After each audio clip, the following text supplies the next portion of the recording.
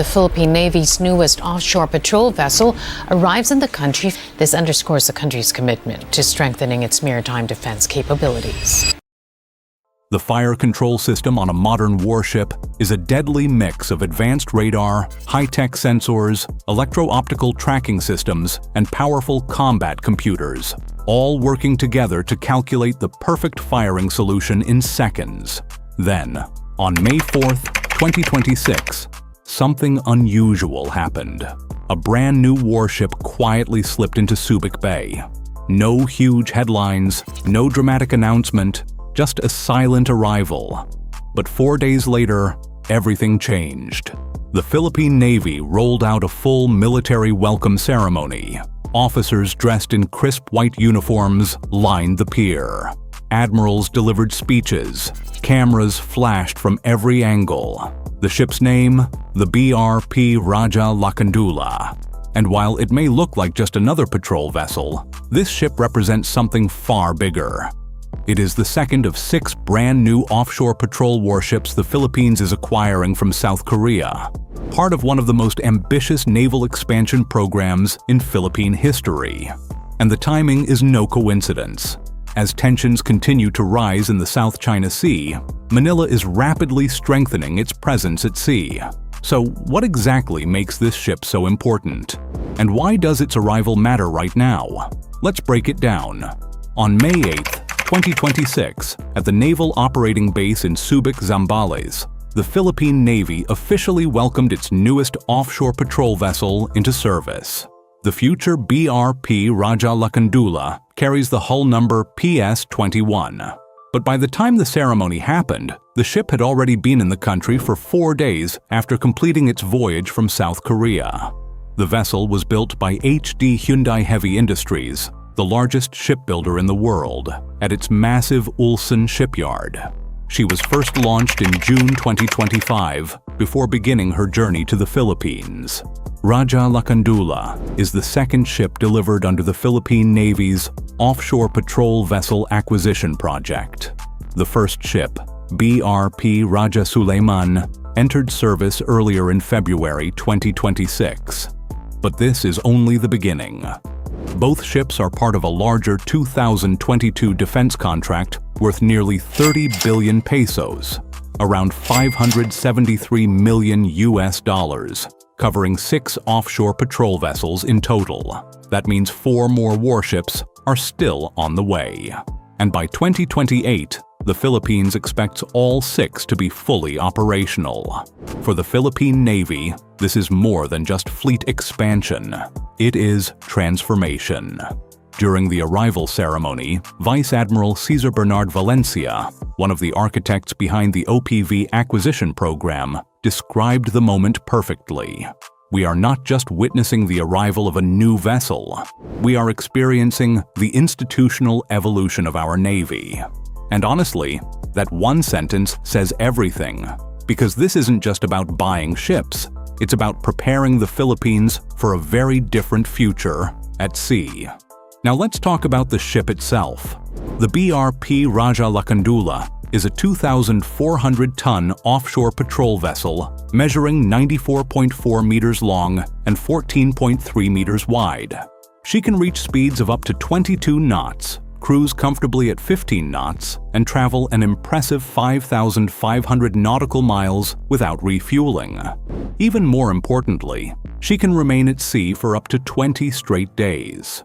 That kind of endurance matters far more than most people realize, because in maritime disputes, presence is power. The longer a navy can stay at sea, the more control it has over its waters. The ship carries a crew of 72 sailors and comes armed with a 76mm naval gun, 2 30mm secondary weapons, and 2 12.7mm heavy machine guns. She can also operate a 10-ton helicopter and launch unmanned drones directly from her flight deck. Now, on paper, this may not sound like a heavily armed warship, and that's because it isn't. This is not a missile destroyer. It's not a heavily armed frigate packed with vertical launch systems. It's a patrol vessel. But that is exactly why it matters. because the Philippines doesn't just need ships built for war. It needs ships that can show up every single day. Ships that can patrol vast coastlines, protect Filipino fishermen, monitor the country's exclusive economic zone, respond to typhoons and disasters, stop smuggling operations, and most importantly, maintain a constant presence in disputed waters. These ships are the workhorses of a modern navy, and for years, the Philippine Navy simply did not have enough of them. To understand why this moment feels so significant, you have to go back about a decade. In 2016, the Philippine Navy was still relying heavily on aging second-hand vessels, including old British Peacock-class corvettes and former American Hamilton-class cutters. Most of them were decades old. For a nation with one of the largest maritime territories in Southeast Asia, it was nowhere near enough. Then came the turning point. In 2012, a tense standoff between Philippine and Chinese ships at Scarborough Shoal exposed a painful reality. The Philippines lacked the naval strength to fully enforce its claims in contested waters. That moment changed everything.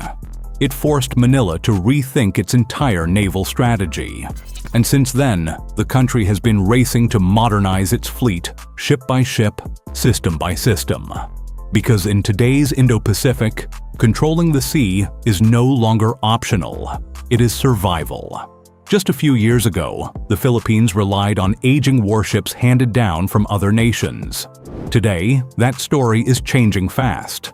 Manila is now investing nearly 2 trillion pesos, about $35 billion over the next decade to completely transform its military, with the Navy taking center stage. At the core of this massive upgrade is a growing alliance with South Korea. What started as stronger trade and defense ties has evolved into one of the Philippines' most important strategic partnerships. Since 2016, South Korean shipbuilding giant Hyundai Heavy Industries has secured contracts to build 12 warships for the Philippine Navy. That lineup includes advanced frigates, corvettes, and the newest offshore patrol vessels. By the 2030s, the Philippines is expected to operate 6 modern Korean-built frigates and 6 brand-new OPVs, a dramatic transformation for a navy that, not long ago, was sailing vessels older than many of its sailors. But this military buildup is not happening by accident. The real reason lies in the increasingly tense waters of the West Philippine Sea, one of the most disputed maritime regions in the world today. Filipino fishermen have repeatedly found themselves confronted by Chinese Coast Guard ships. There have been dangerous encounters involving water cannons, aggressive blockades, and risky maneuvers near Scarborough Shoal and Second Thomas Shoal. China has steadily expanded its presence through what experts call gray zone tactics, pushing territorial claims without ever firing a shot. Chinese vessels have also been monitored near Escoda and Sabina Shoals, raising alarms across the region. Faced with mounting pressure, Manila has made its choice clear: strengthen the Navy, expand the fleet, train more sailors, and perhaps most importantly, tighten alliances with key partners like the United States, Japan, and South Korea. That cooperation now includes joint military drills, technology sharing, intelligence cooperation, and major weapons deals. At the center of this growing strategy sits Subic Bay. Once one of America's largest overseas naval bases, Subic has become a critical hub for the modern Philippine Navy. Positioned directly facing the South China Sea, every new warship arriving there carries a message that the region cannot ignore. But there is another powerful detail behind this story, and it is hidden in the ship's name itself. Raja Lakandoula was the final ruler of the Kingdom of Tondo during the early Spanish colonial era. In Philippine history, he is remembered as a leader defined by wisdom, courage, and resilience under pressure. Naming a modern warship after him was never just symbolic. It was intentional. During the ceremony, Vice Admiral Valencia delivered words that captured the moment perfectly. When this ship sails, the spirit of Raja Lakandoula sails with it, steadfast, wise and unyielding. Then came the line that truly resonated across the nation. While we are a peace-loving nation, our resolve to protect what is ours runs as deep as the trenches of the Philippines.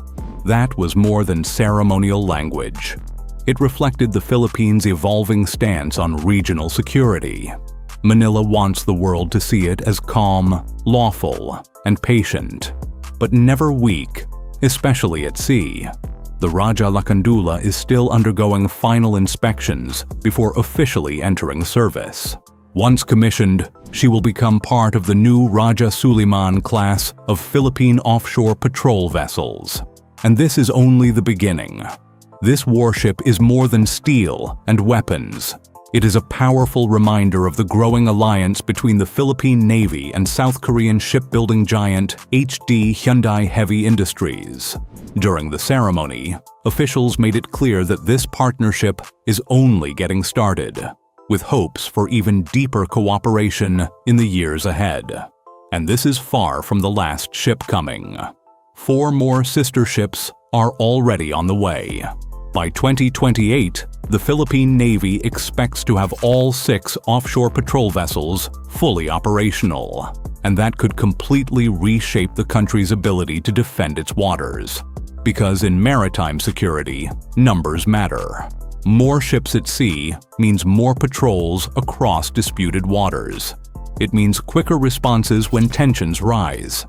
It means stronger protection for Filipino fishermen working miles away from the coastline. And for the first time in years, it means the Philippines can maintain a constant presence in areas it once struggled to monitor consistently. But these OPVs are only one piece of a much bigger strategy. They will operate alongside Manila's growing fleet of Korean-built frigates, an expanding Coast Guard force, and an increasingly advanced network of coastal radars and surveillance drones. Slowly but steadily, the Philippines is building a far more modern maritime defense system than it has ever had before. Now, the BRP Raja Lakandoula alone will not change the balance of power overnight. She is still just one ship. She is not designed to defeat a major naval superpower in open war. But that has never been her mission. Her true purpose is far more strategic, to be present every single day. Through rough seas, storm seasons, tense encounters, and long patrols, she is meant to quietly fly the Philippine flag in waters where the country has every legal right to operate. And that is where the real shift begins. Because when 6 modern patrol vessels are constantly rotating through contested waters, it changes the pressure on the map. It creates visibility, persistence, presence, the kind of presence that cannot easily be ignored. So now, the bigger question becomes impossible to avoid. As the Philippines continues building this steady and determined maritime force, will it be enough to hold the line in the South China Sea? Or will Beijing continue expanding faster than Manila can respond? Drop your thoughts in the comments below.